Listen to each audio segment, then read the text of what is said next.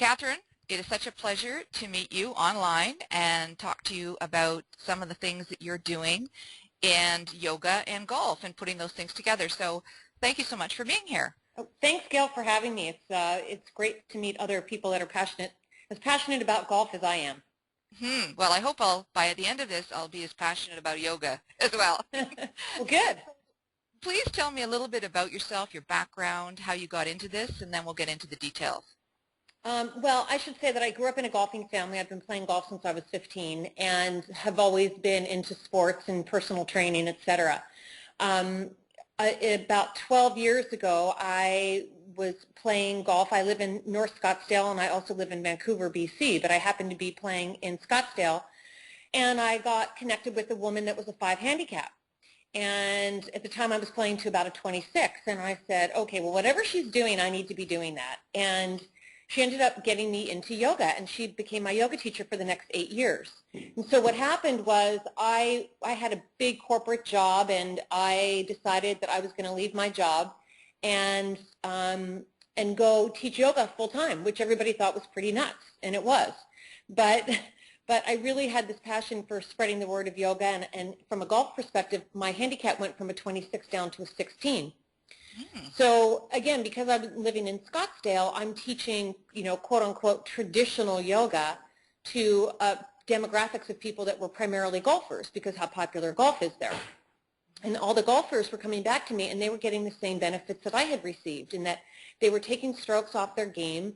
They were, for the first time, not having back pain. They had more endurance when they were playing. They had better focus. They had more distance. Just a few of the benefits and that I had experienced. And then I kind of got this aha moment, which was, oh my goodness, yoga for golfers. And, 12 years ago when I started this, really the only people on tour that were talking about fitness for golf were obviously Gary Player, Yes. David Duval, and Tiger Woods. Nobody else was really training for golf. So I think it took a bit of time to get people to accept the concept, but, here we are 12 years later, and it's definitely become mainstream. Well, and you've been quite successful as well with a lot of product that you've produced, 7 DVDs, books. You've got teachers that are certified in, 19, 20 countries, something like that? Yeah, 19 countries now. So we're getting a chance to spread the word. Yeah. Oh, that's terrific. Well, you've gone through the benefits. When you do yoga for golfers, is it different now than yoga for other people, non-golfers, or is it basically the same? It is different in that the way that the program is designed, it's designed specifically for performance for golf. Like, for example, we incorporate 4 different styles of yoga into a yoga for golfers program. So, people might be familiar with flow yoga, where you're flowing in each direction by using the breath. Well, we do that when we're doing flow or dynamic yoga when we're getting golfers to warm up to go play golf. We use kind of power static yoga to generate more strength in the standing postures. We have a program that we do where we incorporate restorative yoga, which we call post-round, so that people can reduce the onset of fatigue in their lower extremities. It helps release back pain. And if you're somebody that wants to play, more than 1 day a week, having that type of program is really beneficial. So it is different in that we set it up and it's designed in a way that is specific to the sport. Well, they say golf is a mental game, and so how does the yoga that you're teaching help the focusing and the mental side of golf and the whole part of, staying in the moment kind of thing? Yeah, well, I think one of the things, if I had to pick one piece that separates what we do from kind of traditional golf fitness conditioning, it is the combination of the mind-body approach to golf. It's just like doing yoga. It's a mind-body approach. It's not just the physical. It's very much about the mental. And the way that we do it is, the first thing we do is we teach our students breathing. Okay, so if you think about this, most people, well, I'll ask you, Gail, do you know when you breathe in your golf swing? Sometimes I'm holding my breath in my golf swing, yeah. I have to tell you. Well, I have to say, most people don't have any idea what they do with their breath, and the majority of people hold their breath. So what happens is that, the breath is, the term I use is the breath is the mirror to the mind, and you were asking about the mind. So if I am hitting over water, or let's say I'm playing in a shotgun and I might be the 8th person to tee off. You've got 7 people behind you. Those kinds of things are pretty nerve-wracking. And so what happens is if I feel stressed, the first thing physiologically that will happen is that my heart rate will accelerate and my breath will become shallow and rapid. So if my breath becomes shallow and rapid and I have a lack of blood flow to my muscles, I would ask you and the listeners to say, do you think that you would be able to efficiently execute a consistent golf swing if your muscles are tense? Right? Not in your life, yeah. Right, exactly. So the answer is no. So again, the first thing we teach is breathing, because it is the foremost piece of component of doing yoga that's important. So by developing this breathing awareness as you do yoga for golfers, you can then start to incorporate it into your pre-shot routine. It can help you if you exhale at the point of impact. It creates what I call maximum velocity at impact. So if you think about a tennis player, what does a tennis player do when they hit the ball? They make a lot of noise. Right. They give like a big grunt. And yes. the reason they do that is because they're at the full point of exhalation. All the muscles are activated, and they're making space for a bigger inhalation, which is the next breath. And we teach that. It's so critical. You're right. Golf is 90% mental and 10% psychological. Mm-hmm. Yeah, exactly. And being able to quiet your mind, and one of the 8 limbs of yoga is the concept of moving inward, one point of concentration. This is exactly what you need to do when you're standing over the ball. Yeah. Oh, it's interesting because Vancouver, as you know, is very yoga friendly. You can't turn the corner without a yoga studio being there. Right. But I don't know what it's like in the States or in Scottsdale or whatever. But here, it's men and women in the classes. It's amazing how many men are into yoga here. And I never used to see that out east. But I'm just wondering, is there differences between men and women in terms of yoga and how you would teach them?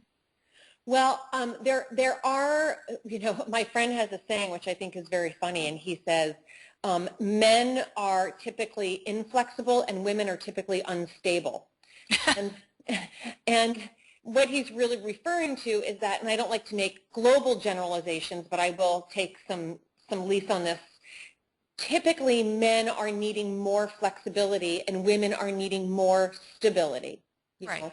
So I do see those kinds of general differences, but also just to touch on, what you were saying about men or women being in yoga classes. When I first started doing this, there were very few men in yoga classes, and just to put an exclamation point on this, I just finished my 10th year as a yoga teacher in Major League Baseball. So, wow. And I've been doing this a long time, trying to get primarily men into the gifts of yoga. That's why I started the program, was I wanted to bring the gifts of yoga, the benefits of yoga, both mind and body, to a demographics of people that would never walk into a yoga studio. And when I started that 12 years ago, that was primarily men. Yeah.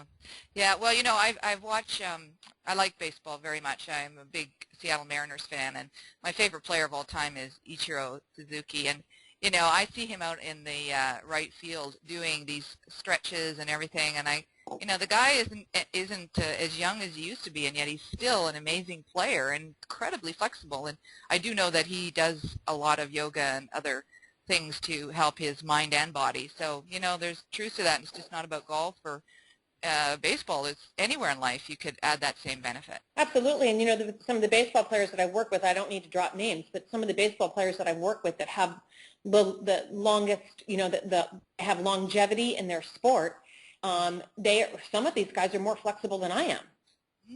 Yeah, that's amazing, isn't it? Yeah. Yeah, I bought my husband a yoga mat. He has yet to take it out of the package, but I'm working on him. Well, my husband, when I first started with my husband, when I first started dating my husband, he wanted nothing to do with yoga, and now he goes to yoga 6 to 7 days a week. Yeah, I know. It's quite addictive, I hear. So, yes. Yeah. Well, tell me about some of the things you're doing at this time. I know you've got some upcoming events, some close to home here. Let me know what that's all about. Yeah, we have, again, our teacher training certification program. It's close to 4 days of education around, the mechanics of the golf swing, yoga concepts, working indicated and contraindicated yoga poses for common golf injuries, marketing yourself in the community, learning how to teach this. And it's all, I mean, it's open to golf professionals, yoga practitioners, massage therapists, chiropractors. Even we have people that come to the program just because they're passionate golfers and they want to learn more. They don't really have an intention of teaching.